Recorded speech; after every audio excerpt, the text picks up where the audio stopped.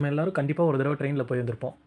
நம்ம போற ட்ரெயினோட இன்ஜினையும், கம்பார்ட்மெண்ட்டையும் இணைப்பாங்க. அந்த டைம்ல அதுக்கு நடுவுல இடத்துல அது நடுவுல நின்று ஒரு ரயில்வே அதிகாரி அதை இணைப்பாரு.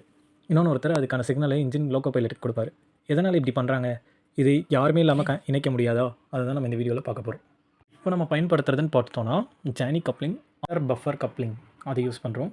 பெரும்பாலும் இப்போ நம்ம பயணிக்கிற ட்ரெயின்ல எல்லாத்துலயுமே ஜானி கப்ளிங்னு ஒண்ணு யூஸ் பண்றாங்க. இந்த கப்ளிங்கை பொறுத்தவரைக்கும் ட்ரெயினை முன்ன இருந்து வேகமா கொண்டு வந்து இந்த கம்பார்ட்மெண்ட்டோட வாகனோட இணைச்சா போதும். இதுவே தானா லாக் ஆயிக்கும்.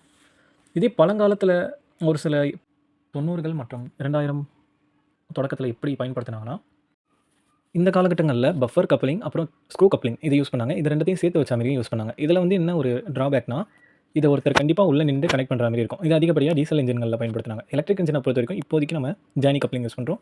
எதிர்காலத்துல இதோட அட்வான்ஸ் ஆனதை நம்ம யூஸ் பண்ணலாம். இதோட டெக்னாலஜி வந்து எதை பேஸ் பண்ணதுன்னா, ஜப்பான் மற்றும் ஜெர்மனியோட டெக்னாலஜி.